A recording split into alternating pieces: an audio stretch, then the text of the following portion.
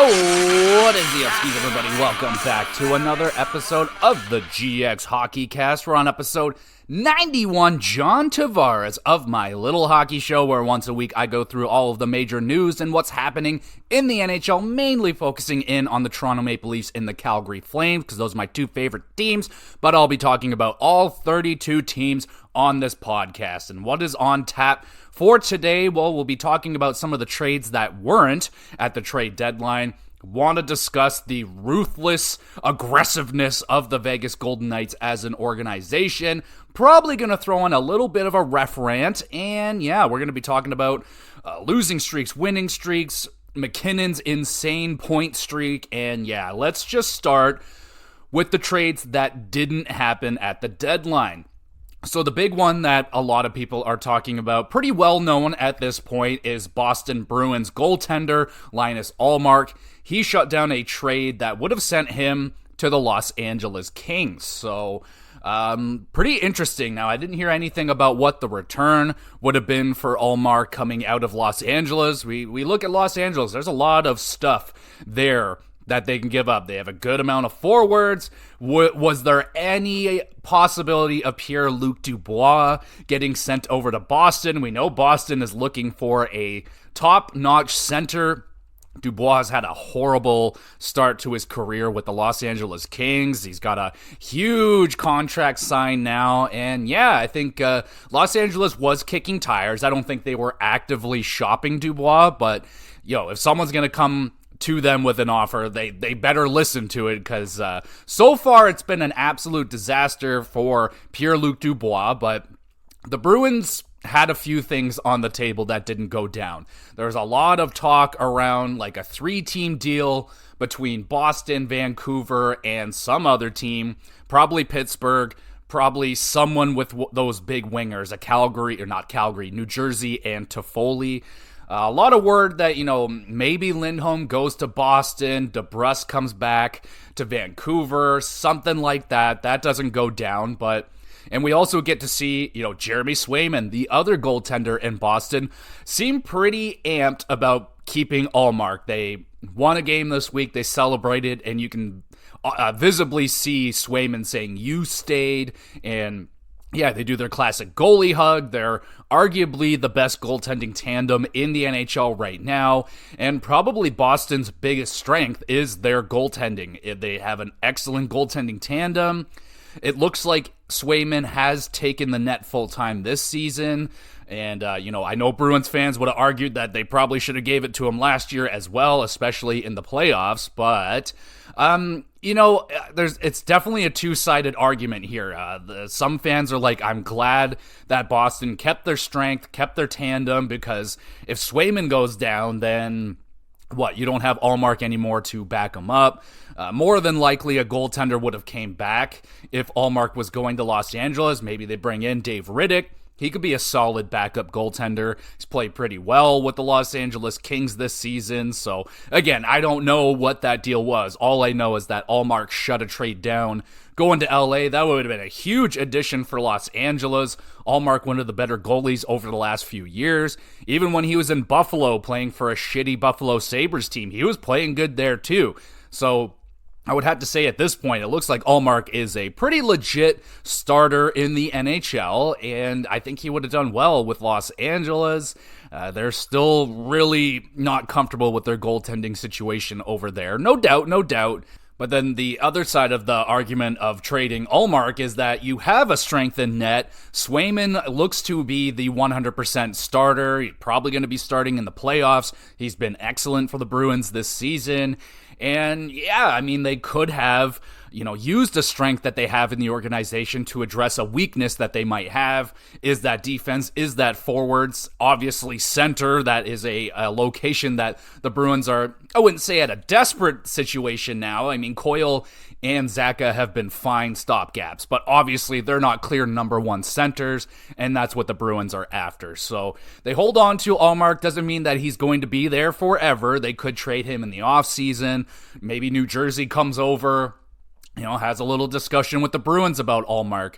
Apparently, other teams were trying to be a little bit cheeky with the Bruins, like, we're a little bit more interested in Swayman. And Boston made it pretty clear that Swayman is untouchable at this point, and I think that's fair to say. Swayman, the younger goaltender, it seems like he still has a ceiling that he hasn't quite hit yet. He could get better, and he's already one of the better goaltenders in the league. So that was the big trade that I heard of that didn't go down.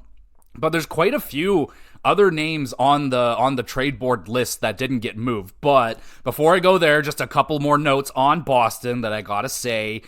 John Van Riemsdyk, JVR, baby. He hits 1,000 games in the NHL, and that is awesome. JVR was one of my favorite Toronto Maple Leafs during the not-so-good era, with the Bozaks and the Kessels and stuff. But JVR came in off that Luke Schenn 1-for-1 deal and turned out to be an excellent trade for the Leafs. JVR was an awesome Toronto Maple Leaf, a power play specialist, excellent in front of the net. I really liked JVR, and yeah, he was one of the ones that the Leafs held on to instead of trading him when he had a lot of value, but that was just the way that they were doing things. Hopefully that's changed now, but congratulations to JVR hitting 1,000 games. That is awesome. But what is not awesome for the Bruins is that the new addition, Patty Maroon, is listed as week to week. I don't know what happened to him, but that's never awesome when you just bring in a new guy trying to get accustomed to the new systems and all new people and all that, and he's injured. But it doesn't mean that he's going to just sit home. He'll probably still be in the locker room talking with people. But that sucks. Patty Maroon, a very big character in the NHL. So now we'll go back to some of the names on the trade boards that didn't get moved that I found rather interesting. Scott Laughton in Philadelphia did not get moved. A lot of word around Scott Laughton over the last couple seasons. A good center, two-way center. He's been putting up a good amount of points this year. I think Philadelphia fluffed him up a little bit just to make him look a little bit better, but I'm kind of happy that he stays with Philadelphia. I think he fits in there very well. He's a good second, third line center on that team. But I imagine there was some interest. I just think the price might have been a little bit too high for Scott Laughton.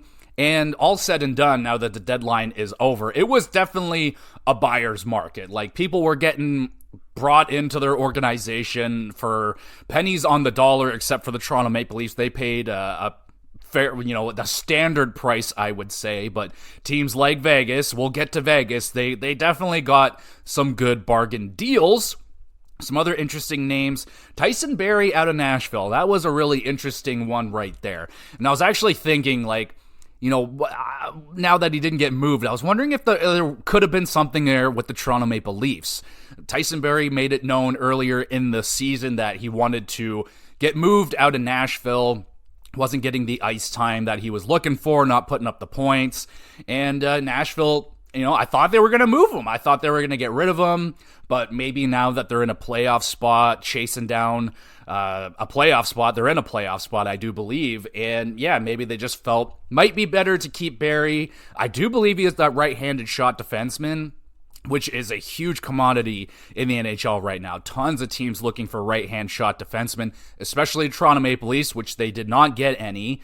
I thought maybe, we've had Barrie here before. He worked well after Babcock left, then it started to work out, but by far Tyson Barrie is not at all the defenseman that the Leafs need right now. He's a pure offensive defenseman with essentially no defensive abilities, but he can make a great breakout pass. It's just that I don't think we need that, but would Tyson Barrie on the right be better than one of the lefties that we have playing the right side? I don't know. I mean, you see Dumba out there. People aren't really high on Matt Dumba, but the word is like, well, he'd be better than nothing, basically. So yeah, a little bit interesting right there that he didn't move. We got Nedeljkovic out of the Pittsburgh Penguins. Pretty interested that he didn't move as well. Teams are looking for goaltenders, and Nedeljkovic has been fantastic for the Pittsburgh Penguins this year, like shockingly good. He's been, not doing very well the last couple of seasons after he left Carolina, been trying to find his way, and yeah, for some reason he's played well with the Pittsburgh Penguins, and I thought maybe a team would take a bite on him. I don't think the price would be all that much. I don't think he has term or anything on him, but Nedeljkovic stays, and Pittsburgh pretty much for the first time in like 18 years, they're throwing their hat out of the playoff race. They basically have pulled out, said we're done. They've been getting the shit kicked out of them the last few games. No more Gensel. Brian Rust is back in there, but Michael Bunting in the lineup now too. But yeah, this is a very different area for the Pittsburgh Penguins to be in. They haven't been here in a long time, and it is especially shocking for guys like Sidney Crosby, Letang, Malkin, who have done nothing but win and make successful playoff runs, win 3 Stanley Cups over these last 18 years. And yeah, it's probably a bit of a shock to the system for Crosby and Malkin and Letang that, we're out of the playoffs. We don't really even have a chance. Our plans in the offseason didn't work. We brought in Carlson.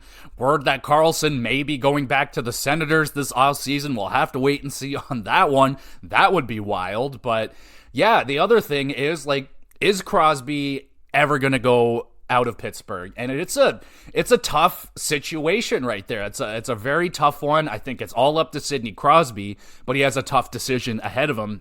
And I think the big thing is the fact that Letang and Malkin sign long-term deals, and they're kind of fucking stuck in Pittsburgh. But if I was Crosby, I'd be like, that's a you problem, bro. Like, you signed 6 years. You want security.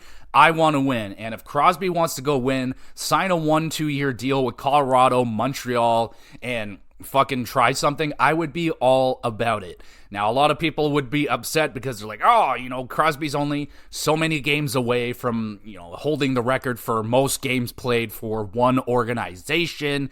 And we've seen tons of players who were in that boat, like, I spent my whole career here and now I'm leaving. Mike Modano, he goes to Detroit. Horrible decision. That backfired huge. Jerome McGinley left Calgary searching for that cup, and it never worked. He jumped from team to team, and it didn't work.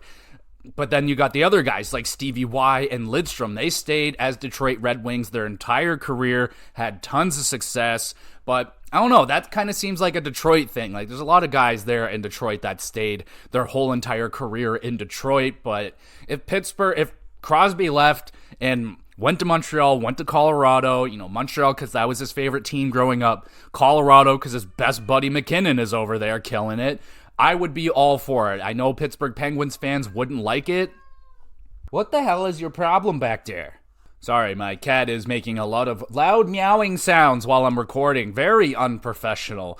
But yeah, man, seriously, I would be for Crosby moving. I think that would be the better story instead of him kind of rotting away in Pittsburgh with Letang and Malkin while Kyle Dubas tries to do what he can to rebuild this team. I think at this point, it's pretty clear, Crosby's still good. He's still an excellent elite player, but Malkin's taken a pretty hefty step back. He's not Malkin anymore, and that's not a bad thing. He's 37, 38 years old. Letang as well. With the addition of Carlson, he's had to take a step back, and they're only going to get older. I can't see them, having another excellent point-a-game season out of those two players. Crosby, he looks like he's still got at least 2, maybe 3 more years of elite hockey in him, and then who knows how much longer he puts around for after that. I would rather see him be competitive, fighting for Stanley Cups, instead of holding on to his legacy in Pittsburgh. Is that going to increase his legacy that, yeah, he stuck around during the hard days, but, Crosby's given everything that he's done, literally everything that he can do for Pittsburgh. I would have nothing but respect for him to make that really tough decision. I have no idea if he's going to do it. I mean, the look on his face over these last few losses really looks like he's I don't know if I want to do this, man. He might have to have a conversation with Malkin Letang, be like, yo, is it cool if I go bounce, play with McKinners, go play with somebody else, and hope for the best, and maybe talk to Dubas and see if there's anything that he can do and try and get his boys to go with him somewhere. That would be just a lot of fun for the NHL, and it's always better for the NHL when Crosby's in the playoffs. It doesn't have to be the Pittsburgh Penguins. That's all I am saying. So there is that. Now, some other players that didn't get moved during the deadline I found interesting. Tony DeAngelo in Carolina did not get moved. I think, again, mostly a depth situation. Like, all right, if we move this guy, we're not going to get a lot back for him. And what if we do have an injury? He will have more value to us than probably the 5th or 6th round pick they get for him, and just keep him for depth. Not a lot of teams were interested in him. Tony DeAngelo has a pretty long history of not being the easiest guy to be on a team with, but Carolina holds on to him. And also Holtz out of New Jersey, a younger player prospect that they have. I know a lot of teams are trying to pry him out of New Jersey. I honestly think it would be in New Jersey's best interest to trade Holtz away. It seems like they just have too many forwards. Maybe now Toffoli's out, he's got a better shot. But New Jersey wasn't budging on Holtz. I mean, they weren't going to move him right yet. Maybe they move him in the offseason or something. But he seemed like the one that, if New Jersey was going to make a big deal, like if they were able to get a Markstrom, maybe Holtz would have been in that deal, but he still remains in New Jersey. And then the other big one that's interesting is Frank the Tank Vatrano out of Anaheim. He sticks around, and that one, I feel like it was just the price was too much. Anaheim asking a lot for Frank Vatrano. He's a really good goal scorer, the best goal scorer on Anaheim, which isn't saying a lot, but what makes his value so good, he's on a good budget contract, and he is signed through next year as well. So this is a deal we're more than likely going to see happen in the offseason, maybe at the draft, but interesting that he doesn't go. I know Vancouver fans were just foaming at the mouth to bring in Frank the Tank Vatrano into their system, and Vancouver didn't do that. They didn't bring in any big winger. They were in on them, obviously, but Carolina gets Gensel. Who got Toffoli? Someone got Toffoli. That was in Vancouver, and I know they're pretty disappointed. Same with New York Rangers fans. Apparently, they're a little bit disappointed with what went down at the trade deadline, and that's, again, it's just Carolina had a better package for Gensel.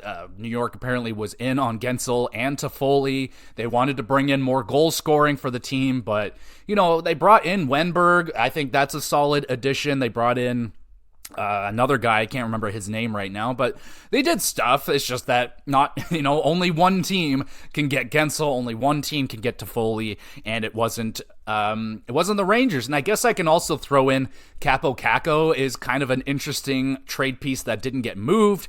It seems like it's bound to happen at some point here with Caco and the Rangers relationship coming to an end. I think Lafreniere, I think he should be safe. He's played well.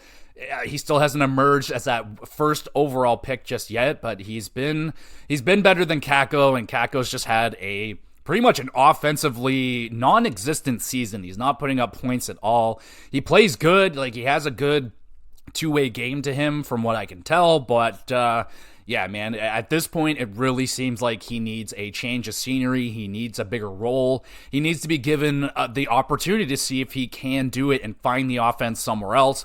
Where's that going to be? I mean, you would have to imagine a team that can fit him into the top 6. That's where he needs to play right now, and he's not getting that with New York unless there's injuries. And yeah, so that one was rather interesting. Let me know if there's any bigger names out there that didn't get moved that you're interested in. Those are the ones that really made my eyebrow raise just a little bit. Speaking of eyebrow raising, the Vegas Golden Knights have definitely raised some eyebrows, definitely made some people very upset in the way that they are running their organization right now, but I can't help but love it, man. I absolutely love what the Vegas Golden Knights are doing.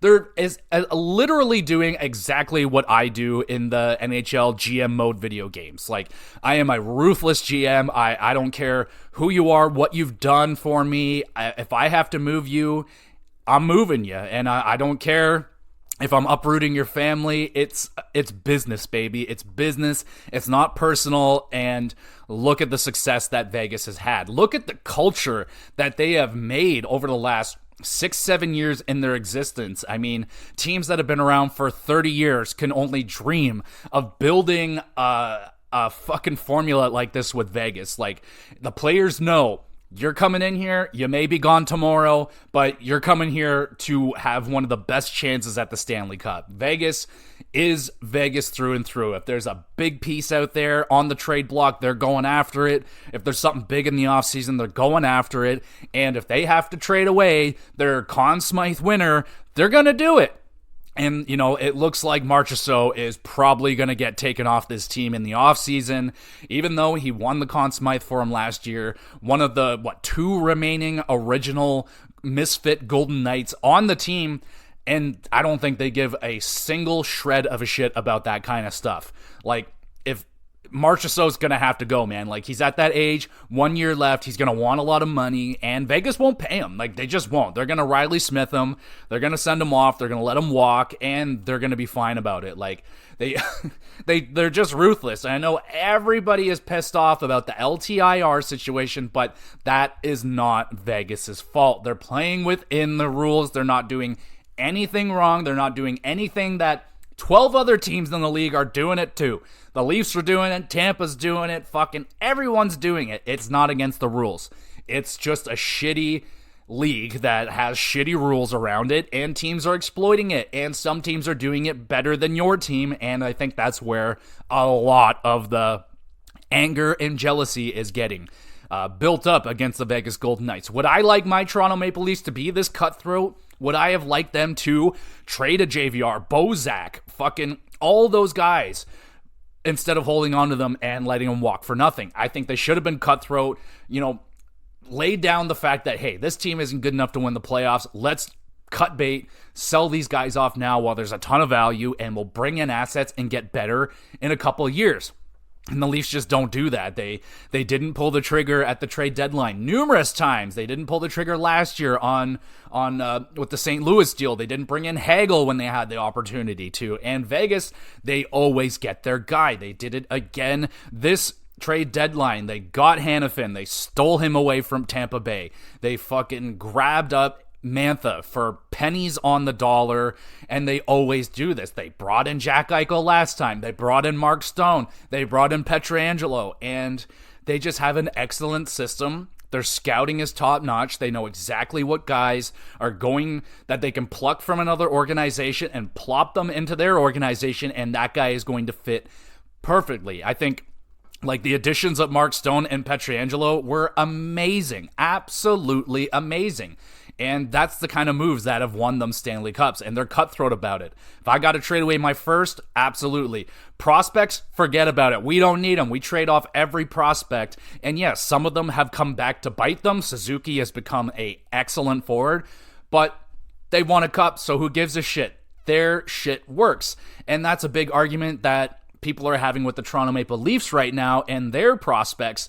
I think it's Cowan. I think it's Cowan. He's like a captain of the Canadian team and shit. His value is as high as it's going to be right now as a prospect. And when they drafted him, they were saying this kid's probably going to top out, if everything goes right, a third line player, which is great. But if you can trade him right now for the value of a top line, top 6 player prospect with, all this stuff on his resume so early, yeah, the Leafs could have probably got something pretty fucking good for Cowan, and who knows if Cowan's going to turn into anything in 4 or 5 years. If he does, he does. If he doesn't, oh well, but those are the decisions that Vegas have made to cut bait with, a prospect that's not going to be in their lineup for 4 to 5 years and get a guy that's going to be effective today, and the Leafs don't do that. And I'm not mad at Vegas for doing what my team won't. All I can do is respect what Vegas has done and cutting bait with so many guys. Riley Smith last year, Pacioretty.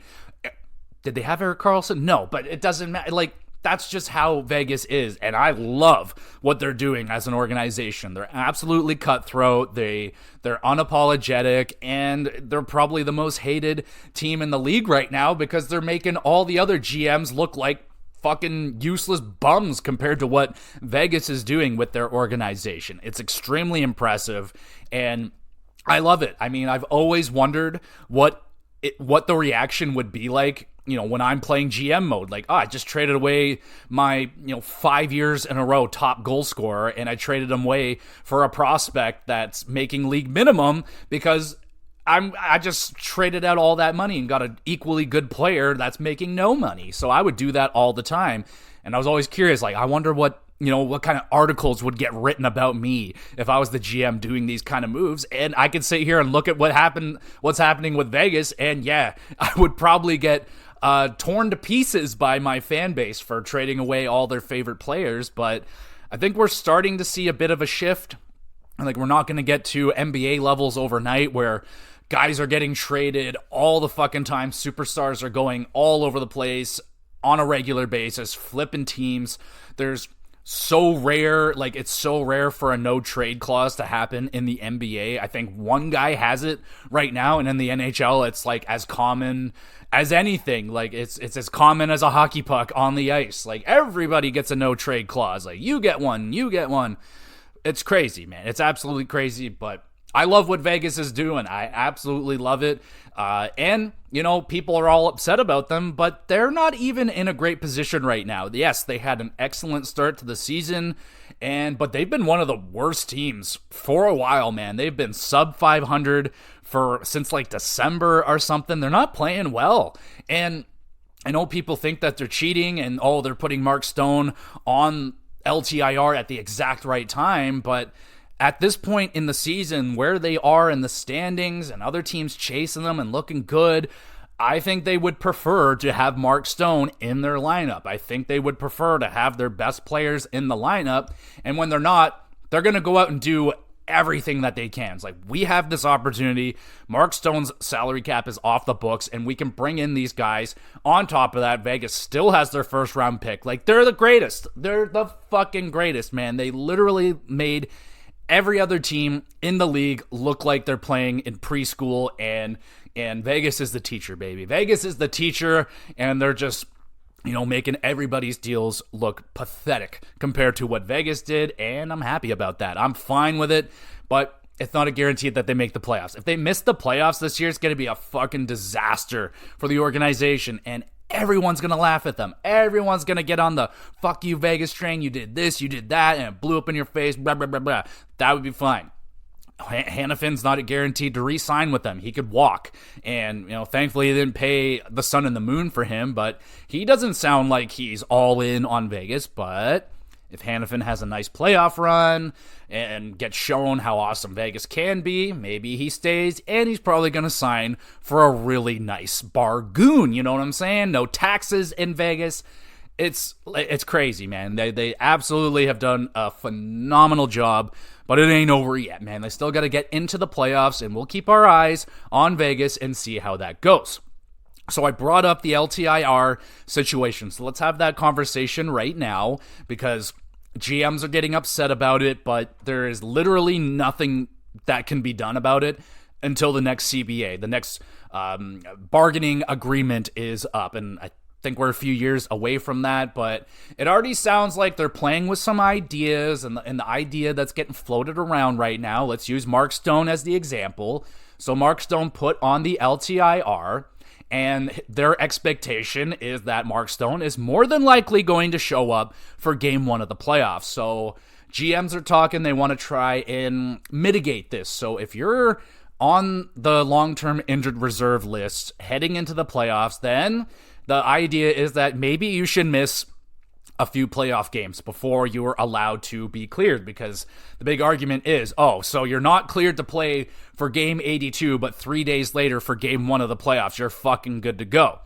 So, I mean, there's problems with it. Like, there'd be shenanigans with that as well. Like, players getting held out that aren't injured, that you could also have players coming back early from injuries that they're not ready from. So I don't know about that. It's definitely an interesting idea, like, to have them miss like the first 2 games maybe. Some people are talking like they should miss the whole first round, which I think is pretty crazy. Like, that wouldn't be, it wouldn't even be fair to Mark Stone. Like, he has a lacerated spleen. He's legitimately injured, and if he happens to be fine, right at the playoff time, that's just lucky. Like, I don't know if they should really be penalized for that. That is definitely going to be something they are gonna have to talk about, and I don't know what the fix is for that. I think we really need to get out of this like triple hard salary cap bullshit. There's got to be some form of luxury tax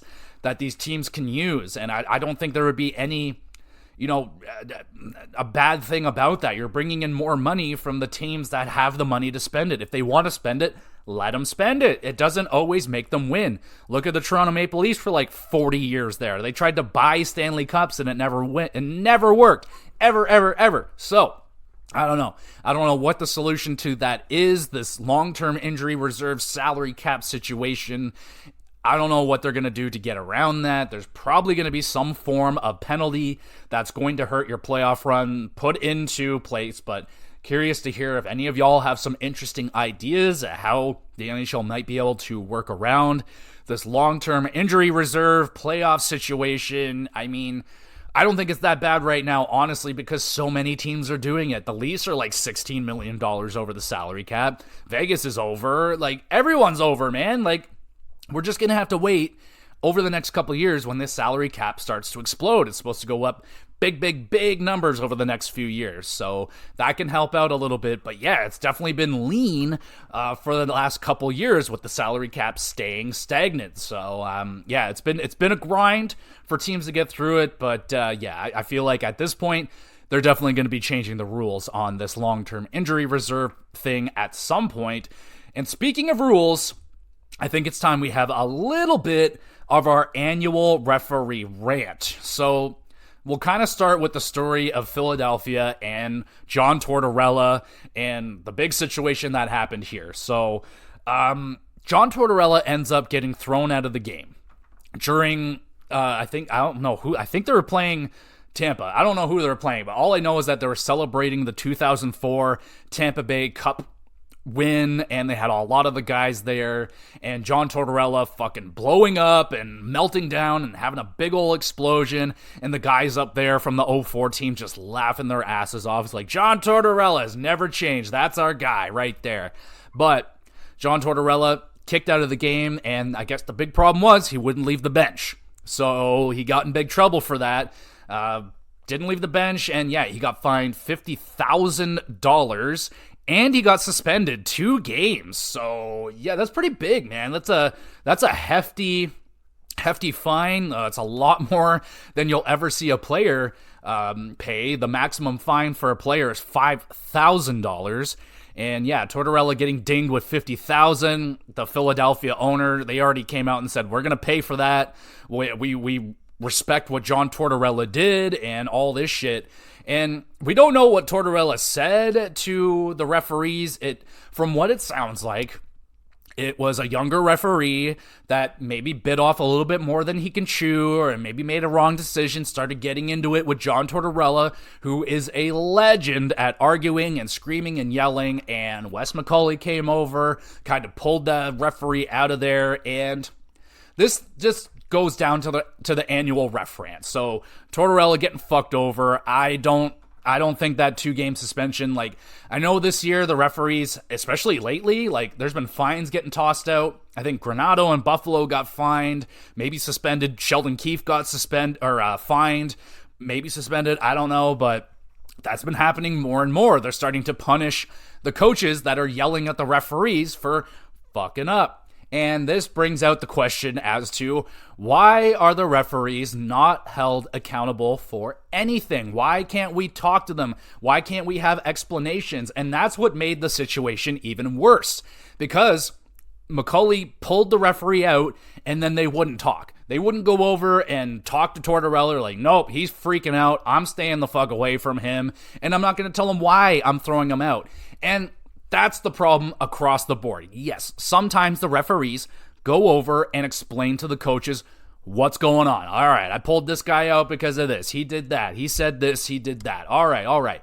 But what really builds up this animosity and hatred towards the referees is that they are not held accountable for anything. They do not have to ever speak for their actions. They will not be in a press conference getting asked questions as to why you did this, why he did that, why did this guy get thrown out, what's going on, what's this, what's that. They don't answer fucking shit. So all we can do as fans and media is speculate.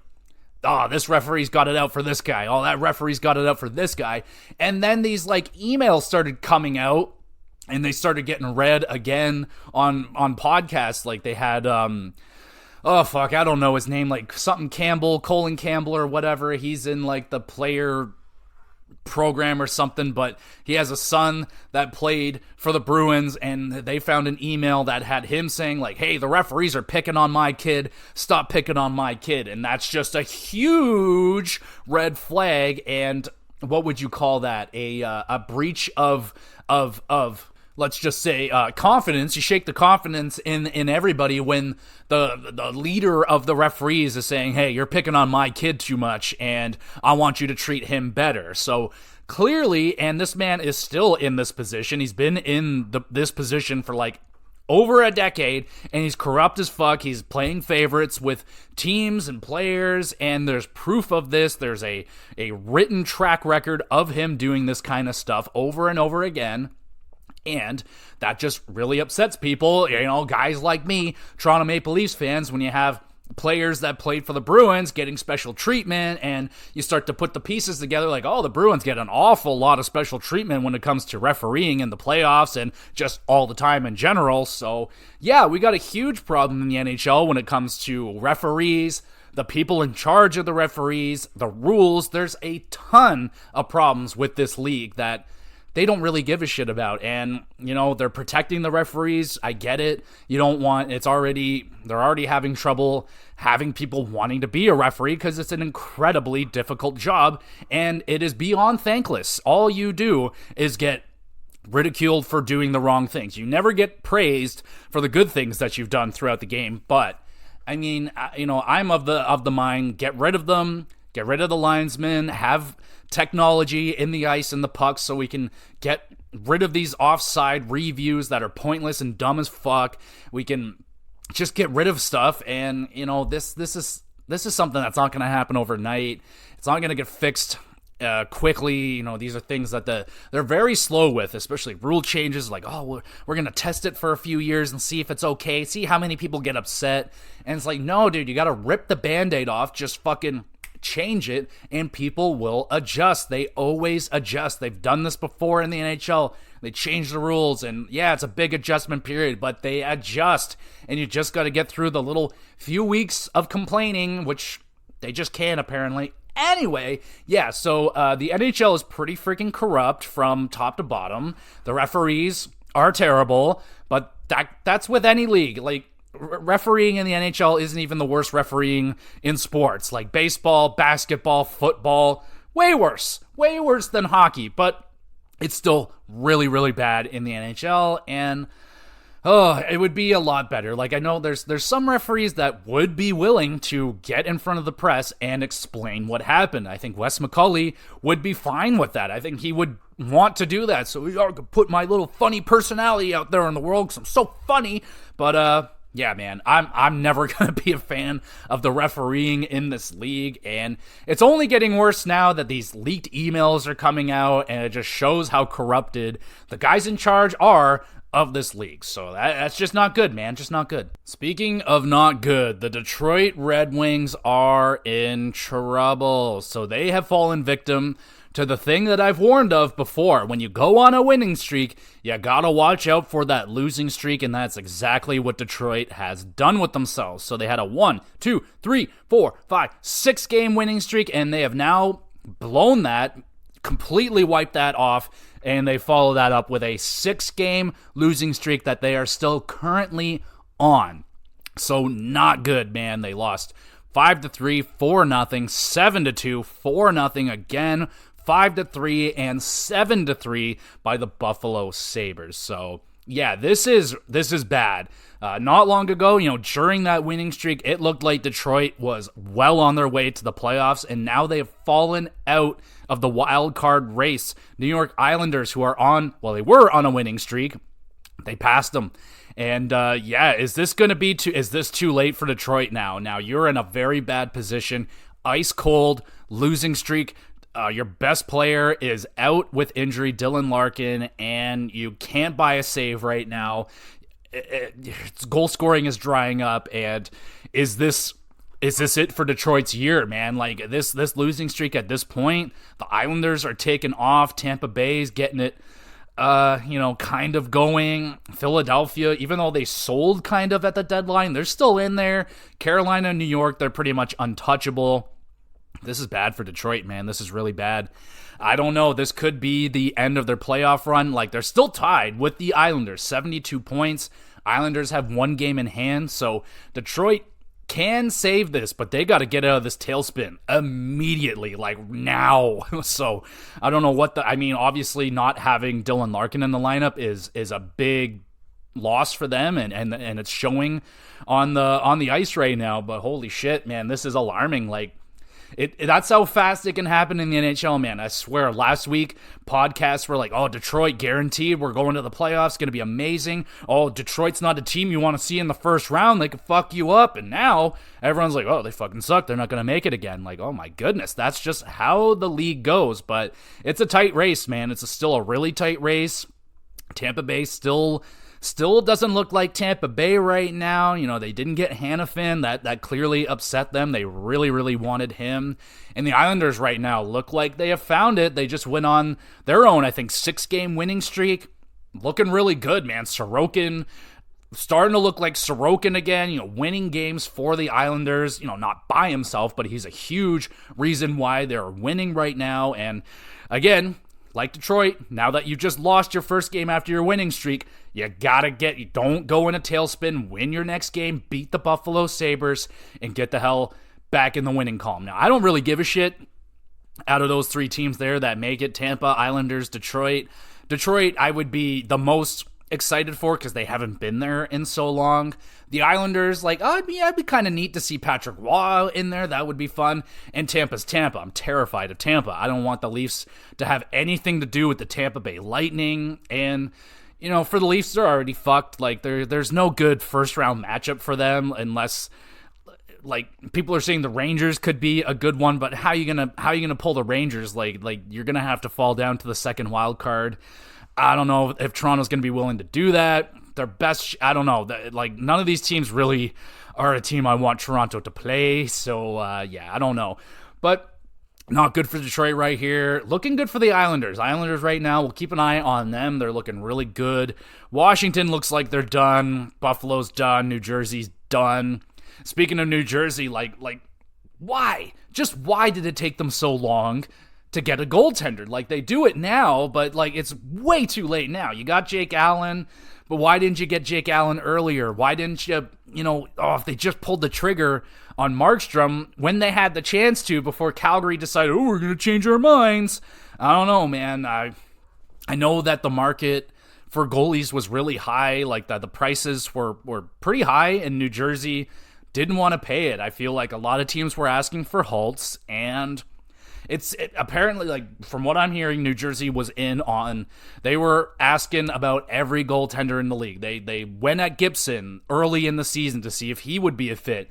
They chased Markstrom. They got Allen, and they got Kakinen. And there was a couple of trades that I missed. I'll go and check them out. But they brought in Kakinen as well. Vanacek is out, so they got a totally new goaltending system going on. And we'll see where that goes. I read that Jake Allen is kind of relieved to get out of Montreal because he was kind of the third goalie there. He wants to be the 1A, 1B guy, and it looked like kind of got pushed out by Primo and Montembeault there in Montreal. And Primo, by the way, 41 safe shutout the other night. Thank you very much for that. That really helped out my week in fantasy. But, yeah, man, I think it's just too little too late for New Jersey. Who even knows? If they pulled that trigger earlier, they still don't have Dougie Hamilton. That's a huge loss for them as well. And we know Hughes and Hischier, they've been dealing with injuries, lots of injuries for New Jersey. It's been an overall just really unlucky year for them. And yeah, so, I would feel fairly good about them going into the offseason, getting some shit done. But, yeah, man, they really should have pulled that. They should have got that goalie situation done in the offseason. That's what I was saying. Like, I didn't believe in that goalie tandem after that playoff run. I know everyone was so high on Akira Schmid. He's going to be the next one. But I'm like, two young goaltenders as your tandem rarely works out. Look at Buffalo. They tried it too. Didn't work out. So there you go. I'm just fucking weird that they didn't pull that trigger earlier, and almost just as weird as Calgary not pulling the Markstrom trigger. Some people are happy that he's there, and like, yeah, I like Markstrom. It's just that you sell high, baby, sell high when you can, and they didn't. Speaking of didn't, back to the New York Islanders. Lou Lamoriello again doesn't make a trade at the deadline. This has been a theme with him. I think this is the third or fourth year in a row that Lou didn't make any deals at the deadline. And, with the Islanders going on a recent 6-game winning streak or whatever, I think he's in the right to not have made those moves. And also with, who's the other team? Florida. Florida didn't really do anything major at the deadline, and I'm fine with that. If I was Florida, wouldn't touch the team. Because you look at Vancouver and what they did, brought in some guys that kind of fucked up their chemistry a little bit. They're not as good as they were. So, I'm not like 100% in belief of you don't want to screw with the chemistry when things are going well, but kind of, yeah, I'm starting to believe in that a little bit more than normal. But Lou standing pat, man. He doesn't like to make moves at the deadline. He stays with his guys and then makes really weird signings and stuff in the offseason where you sign guys like Pierre Engvall to a 7-year deal. It's like, what are you doing? Anyway, let's talk about the Colorado Avalanche and mainly Nathan MacKinnon, who is he's having just an insane year. He is now leading the league in points, and he has a over 32-game home point streak going on right now. And people are starting to say, like, yo, could Nathan MacKinnon get a point in every single home game this season? And I think they said Wayne Gretzky is the only guy to have ever done that. And that's fucking badass, man. I've been kind of hearing in the background about this home point streak, but now it's hit over 30 games. That is very, very impressive. He's on like a 13-game point streak right now as well. And yeah, that's kind of making these home Colorado games like must watch. Like you got to see if Nathan MacKinnon is going to keep that streak alive. And I think that would be so cool if he can get a point in every single home game. That would be so freaking cool. And also what they call some stuff that's not so cool. I think his first name's Logan O'Connor. He is having season-ending hip surgery. So he is done. Don't think he's coming back for the playoffs either, which sucks. But word on the street is Landeskog could maybe return for a late playoff run for the Avs, which would be a massive addition. Just imagine if Colorado gets to second round, third round, and then all of a sudden you get a fully healthy, just energetic Captain Landeskog back in the lineup. That would be a huge boost for the Colorado Avalanche, but it's not a guaranteed yet. And on top of that, Landeskog hasn't played hockey in a long time. I think, since they won the Stanley Cup, he has not played. So he's been gone for a long time, but still just really good to hear that he is progressing and there is a timetable now on a possible return. Will Colorado even be in the playoffs by the time he's healthy and ready to come back? We'll just have to wait and see on that one. And sadly, the wait and see period for Phil Kessel is over. Phil Kessel will not be signed by the Vancouver Canucks and will not play in the NHL this season. I am sad. I am very sad and disappointed in the NHL. All you teams out there didn't want to ride Phil Kessel to a Stanley Cup. Unbelievable. I would have taken a flyer on him for sure, just to have him hanging around the locker room or something. That would have been fine with me, and that makes me very sad. So maybe next year Phil Kessel can have a better training camp with Vancouver. Maybe they bring him back in and give him another shot and he signs with Vancouver next season. Who knows? Also with Vancouver, pretty bad news right here. Thatcher Demko is listed as week to week, looking like a 2 to 4 weeks for Thatcher Demko, which is, for some Vancouver fans, a blessing in disguise, because it's going to give Thatcher Demko a bit of a break before the playoff run where they're going to need him for sure. And they have been riding him pretty heavy this year. And they have, Casey DeSmith, I think, as the backup. He's played well, and he's going to get some more time here with Demko out. Just hopefully he comes back healthy, energetic, ready to go for the playoffs, because Vancouver is going to need him. And speaking of gonna need it, Minnesota needs every single point that they can get their hands on, no matter what. And they pulled off a pretty amazing play this week. In overtime, they pulled the goaltender, making it 4-on-3, and it worked. It actually worked. They scored the goal. They get the 2 points. And the big thing was they did it against Nashville, a team that they are chasing down for a wild card spot. So fucking well done. I think that was John Hines that did that shit, which is also the team that Nashville fired him. So like kind of a double whammy there for John Hines. Got to be feeling good about what he just did right there. So that was huge.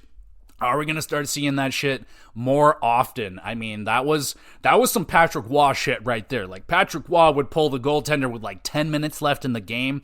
I'm surprised it wasn't Patrick Waugh that did this, but good on the Minnesota Wild, man. They're chasing it. They want to get into the playoffs. Marc-Andre Fleury decided, I'm staying. I'm going to stay with Minnesota. I think they can make it, and I want to be a part of this if we make it there. So, another name, Marc-Andre Fleury, a name that could have moved, went to a bona fide playoff team, maybe a Colorado, and, didn't have to fight his way in, but he's a fighter, man. You got to respect that out of Marc-Andre Fleury. And it is over now for the Chicago Blackhawks and the San Jose Sharks. They have been eliminated statistically from the playoff race. I mean, what took so long? So, again, back to that conversation we had last week about the PWHL. When the teams get eliminated, they are now in a different point system battling for the first overall pick. So imagine if that rule was in play right now. Now, Chicago and San Jose are battling for the first overall pick. They are battling it out for Celebrini, which San Jose wants him bad. San Jose wants him so bad. So does Chicago. They need someone to play with Bedard. And Bedard just had a hell of a game the other night. A 5-point game or something, 4 assists and a goal, just pumping the Ducks, which is great for Connor Bedard. We should probably check in on Connor Bedard and how many points he has. Let's take a look and see how he's doing. So, Connor Bedard, he has played 52 games this year. He has 51 points, 20 goals, 31 assists, and he is a minus 36, which is really bad, but that's okay. He's on the Chicago Blackhawks. It's expected. He's doing good, man. He's doing good. Point-a-game player, and like I said, on a pretty much void of talented players, Chicago Blackhawks, so that's a impressive point total, 20 goals, pretty damn good. And in terms of the other rookie leaders, really it seems like the only other guy that would be threatening for Connor Bedard's Calder Trophy would be Brock Faber. He's got 38 points, and he's a defenseman. So he's got more points than Marco Rossi, who is also on Minnesota, a forward. And Brock Faber is fantastic, man. This kid is really, really good. I'm still of the belief that's Connor Bedard's trophy to win, but hey, man, it doesn't matter. You look at the history of the Calder Trophy and the people that have won it, it's not always the best player that wins it. And no, I'm not saying that Brock Faber is going to be or have a better career than Connor Bedard. That would be amazing if Brock Faber does. But I think Connor Bedard's still in the lead here. Marco Rossi, I mean, he's got almost like 13 more points than the second place guy. Marco Rossi, 33 points. Luke Hughes, 32 points. That's pretty good. Voronkov in Columbus, 31 points. In terms of goals, Bedard still leads it at 20. Rossi, Voronkov at 17. Forrester in Philadelphia is at 16 goals. And Evangelista in Nashville, 14 goals. Not bad. Goaltending, we have Peter Kochetkov. Goals against average right now at a 2.35. That's pretty fucking good. By far the best in terms of rookie goaltending there. Save percentage led by Joel Hofer. 915 save percentage. Really good save percentage. And Kochetkov is second place with a 911. So a couple of good young goaltenders right there. In terms of assists, Brock Faber is leading with 32. Bedard right behind him at 31. Plus minus, Connor Zary is a plus 17 on Calgary. That's pretty impressive. Ridley Gregg, plus 16 on Ottawa. That's really impressive. In terms of wins for goaltenders, he got 19 wins out of Samuel Ersson. He's been solid for the Philadelphia Flyers, and he has 3 shutouts, which is also leading. So there is your update on the current rookie race. I'd say it's still Connor Bedard in the lead for Scherzer. And speaking of for Scherzer, what's his first name? Michael Rempe, the big popular guy in New York that's been fighting everybody. Well, it finally happened. He has gotten suspended 4 games for his nasty elbow on Siegenthaler. And yeah, man, it was bound to happen the way that he's been playing, very on the edge, and yeah, it finally happened. He fucking bonked a guy in the face with his elbow, dirty as shit, and he got nailed with it. 4 games, and he doesn't have a history yet. Now he's got a history, and he's going to have a long history list, man, with the way that this guy plays. But now the conversation is Rempe the type of player that he is, and is he going to end up being a benefactor or a disadvantage for the Rangers come playoff time? He's massive. He hits everything. He is a game changer. You know, when he's on the ice, other guys got to be aware of him. They got to be keeping their heads on a swivel, making sure that he's not lining them up for a massive fucking elbow to the face.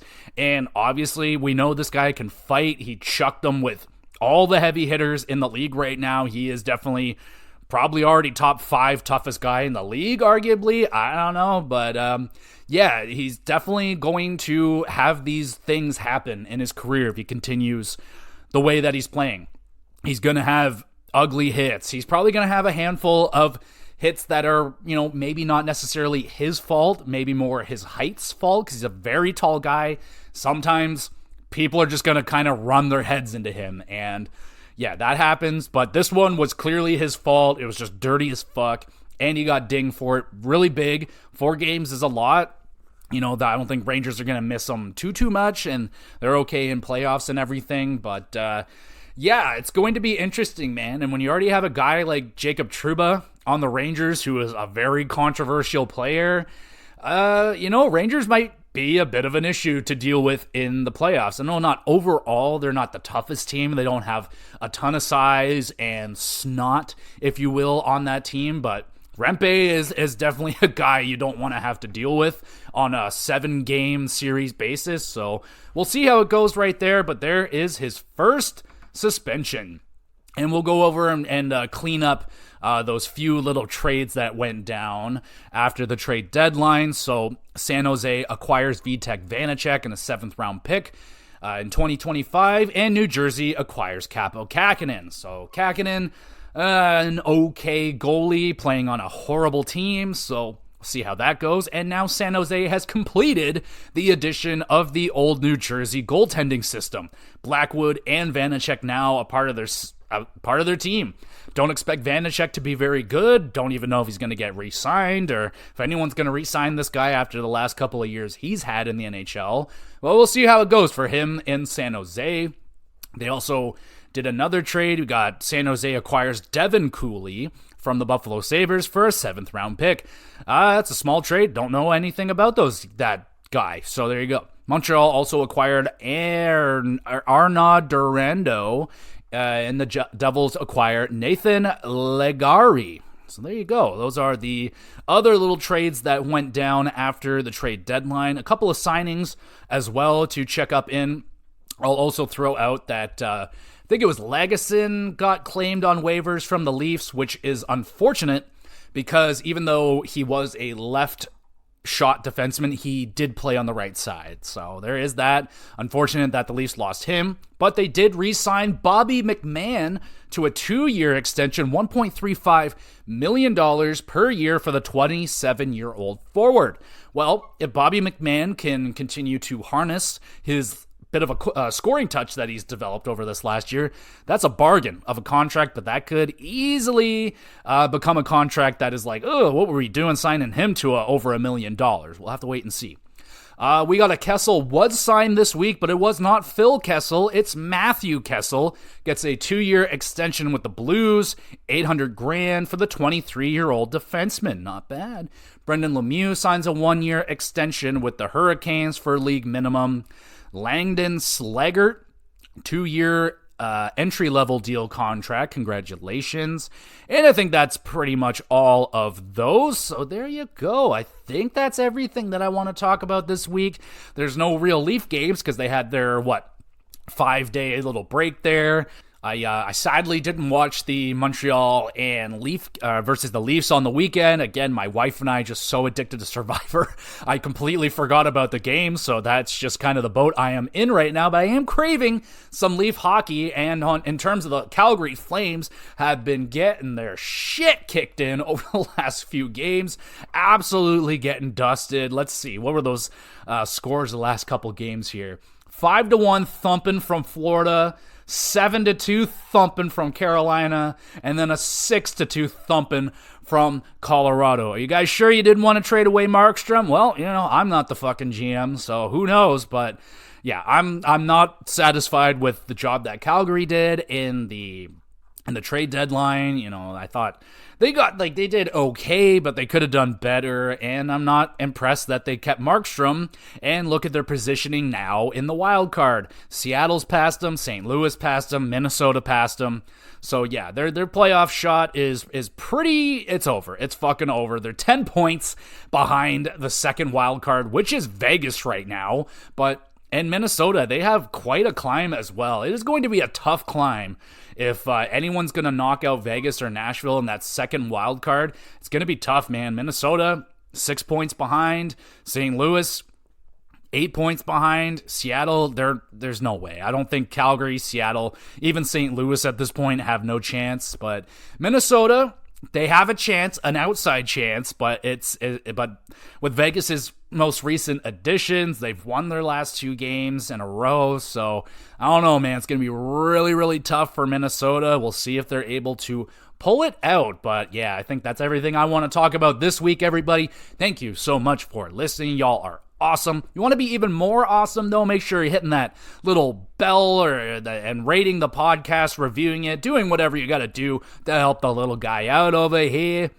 You want to help me out even more? Go over to the YouTube channel GamerGX Videos. That's where I upload all of the podcast episodes over there. Great place to drop a comment. You want to comment on the podcast, ask a question about wrestling, video games, hockey, general podcasting, it doesn't matter. Drop a question. I'd love to answer it live on the podcast. That would be a ton of fun. There's also an email address if you want to send me a question, just have a private conversation. That's all good as well. And of course, there is a Twitter page if you want to follow along over there, put up announcements, let you know when the podcasts are out, and all that great stuff.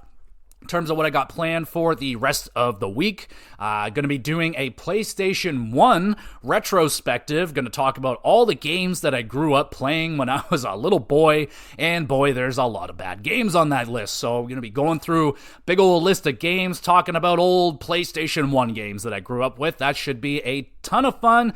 And your standard wrestling recap for AEW and WWE will be out this week as well. Don't think there's any pay-per-views I got to worry about this week. So there you go, everybody. That is it for me. Thank you again for listening. We'll be back again with some more GX Plus Cast.